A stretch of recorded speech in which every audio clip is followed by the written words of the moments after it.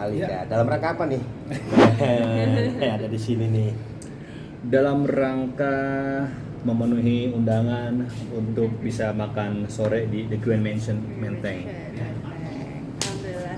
Terima kasih juga untuk Terima teman-teman media kasih. semuanya udah datang hari Ya kan, ini. habis hujan kita undang teman-teman media, Bener. isi perut dulu sambil ngobrolin tentang project EP kamu. EP tentang diriku.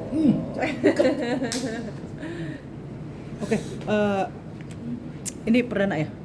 Apa EP sebelumnya perdana kan? EP perdana ya.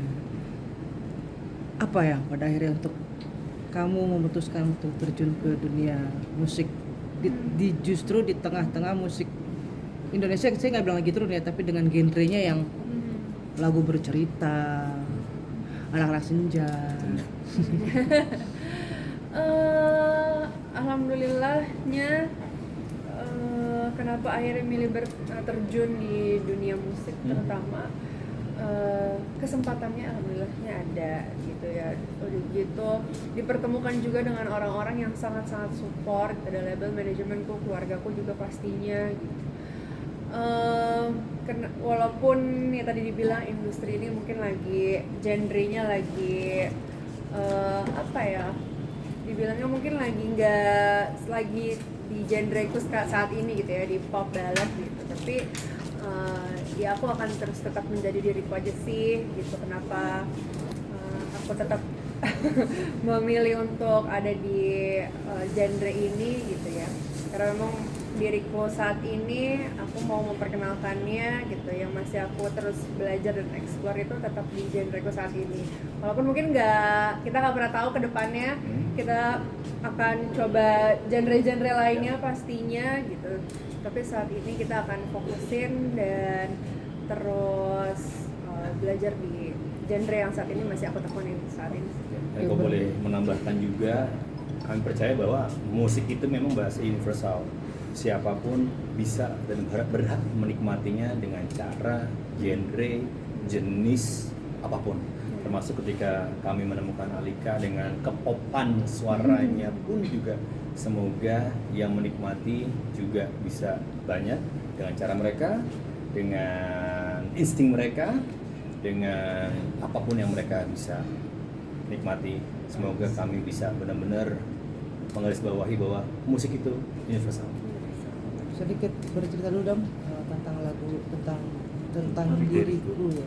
Oke, dari EP tentang diriku ini sesuai judul ya, tentang diriku gitu. Memang di sini diniatkan untuk memperkenalkan Alika gitu ya. Seperti apa Alika, karya-karyanya seperti apa gitu, lagu-lagunya ya.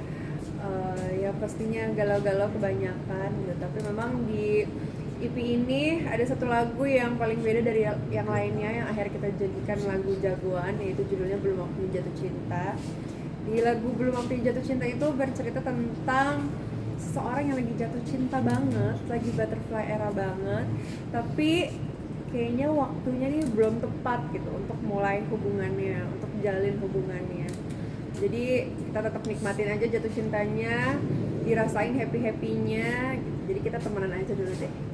Apa ini pengalaman dari kamu sendiri atau seperti apa? Relate gak sama kita? Aku sendiri pastinya pernah relate gitu ya, apalagi mungkin pada masa-masa remaja saat itu gitu ya, udah suka sama seseorang, udah ngerasain butterfly era jatuh cinta, tapi mungkin ya itu ada kehalang, belum boleh pacaran sama orang tua gitu ya, terus lagi ujian dan segala macamnya gitu sih. Ya, ini kan saya dengar kan kamu ada nama besar Besar di Raisa di belakang itu. Kamu menyikapinya gimana? Tetap menjadi dirimu sendiri atau memang gini, kalau dibilang namanya Aji Mumpung, oh iya dong, semua orang juga bisa Aji Mumpung. Hal yang wajar buat saya, lumrah, nggak masalah kok. Nah, kamu sendiri gimana nih? Gimana ya? Kalau aku sendiri pastinya selalu pengen jadi diriku sendiri gitu ya. Bagaimanapun Alika ya Alika gitu. Siapapun yang di belakang, siapapun yang bersamaku itu pastinya mereka semua selalu support aja, dukung aja gitu. Jadi Kalau bagaimana dengan terutama Tante Raisa gitu ya, ya alhamdulillahnya kita saling support aja sih. Seberapa besar keterlibatan atau ada kamu sharing terhadap Raisa sendiri untuk musik? Sharing-sharing aja sih kita, sharing-sharing ngobrol-ngobrol gitu. Aku lebih banyak tanya-tanya lah pastinya gitu. Gimana Tante Yaya di industri ini seperti apa, terus juga kira-kira lagu aku gimana, paling gitu-gitu aja sih. Tapi memang Mau kolaborasi nggak aku sama yang Tante Raisa? baik. Wow, kalau kolaborasi pastinya mau gitu. Pastinya apapun itu, selagi itu positif, selagi itu bisa banyak diterima masyarakat, diterima semuanya gitu ya, pasti mau banget sih kolaborasi. Oke, kan tetap harus menjadi dirimu sendiri dan besar karena dirimu sendiri, Yes, bukan karena nama Raisa sendiri ya. pastinya. Sorry, ini kamu mulai tante, ini Tante. ponakan apa sepupu? Iya, Oh, keponakan, jatuhnya keponakan. Tapi dalam keterlibatan beliau di Raisa sendiri di lagumu, musikmu seperti apa sih? Sejujurnya memang nggak terlalu banyak kalau untuk ikut campur di musiknya gitu ya. Paling banyak kasih insight aja sih gitu. Dimana nanti kalau udah nyanyi di panggung seperti apa, terus juga harus bagaimana, terutama etika gitu ya, attitude gitu. Seperti itu aja sih. Tapi kalau misalkan dari aku bermusiknya, warna musikku semuanya dikembalikan lagi ke aku. Termasuk kasih tahu gak sih betapa kerasnya dunia musik itu? Waduh. Kalau itu ya pasti kan setiap orang juga punya menurut beratnya masing-masing juga gitu ya. Jadi ya kita selalu sharingnya. Yang penting selalu rendah diri aja, rendah hati gitu ya. Selalu ingatlah orang-orang yang selalu support gitu aja sih. Goals untuk dirimu sendiri, menurutmu goalsmu itu apa sih? Goals aku apa ya, mungkin kalau aku yang pastinya aku harus tetap menjadi diriku sampai nanti aku sebesar apapun, aku harus menjadi Alika yang orang-orang tahu, Alika yang diriku tahu gitu ya.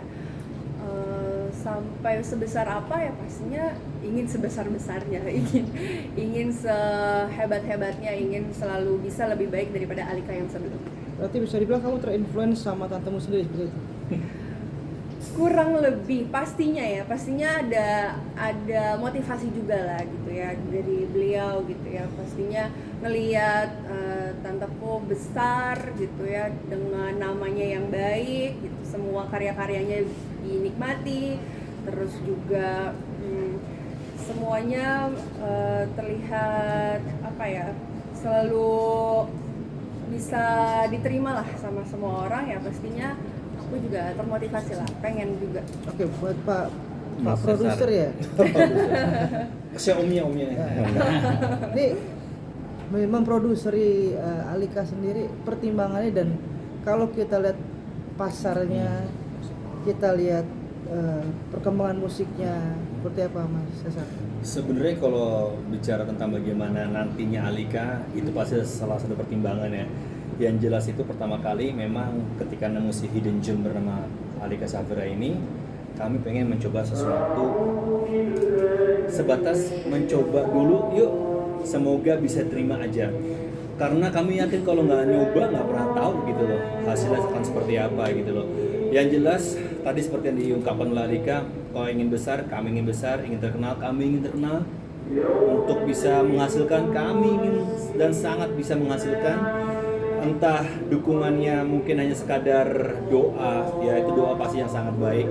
Entah sekadar ucapan, apapun itu memang pasti pengennya dari sisi kami adalah lagu ini diterima, bahkan dinyanyiin sama orang-orang siapapun mereka. Itu udah sebuah kehormatan sih bagi kami. Karena menulis lagu bagi saya pribadi itu susah loh. Dinyanyiin sama orang lain, kehormatan dan kebanggaan. Direkam sama orang lain, dijadikan back sound di media sosial. Wow, berarti lagu kami yang dirilis itu bisa dikenal, diketahui, dan insya Allah disuka. Itu aja dulu goals pertama ini, karena selalu ada satu pertama kali, selalu ada saat untuk bisa mengenal diri masing-masing. Semoga perkenalan kami Madu Suara Gemilang dengan Alika bisa menghasilkan sesuatu yang baik dan diterima, ya insya Allah bisa besar sih. Itu aja dulu. Strategi awalnya apa sih? Untuk awal ini strategi awal untuk Alika sendiri. Strategi awalnya kalau kita ngomongin tentang market musik nggak akan bisa lepas dari namanya perkembangan musik itu sendiri ya. Kalau dulu mungkin kita akan mencoba untuk promo diputerin di radio yuk, sebanyak mungkin radio yang memutarkan. Oke, itu kami lakuin. Sekarang mungkin trennya bukan meninggalkan tapi agak bergeser ya. Kayak misalkan lagunya tadi itu zaman saya dulu, zaman teman-teman dulu, mana ada sih lagu dipakai di background sebuah tema atau ya media sosial gitu loh. Tapi sekarang trennya bergeser.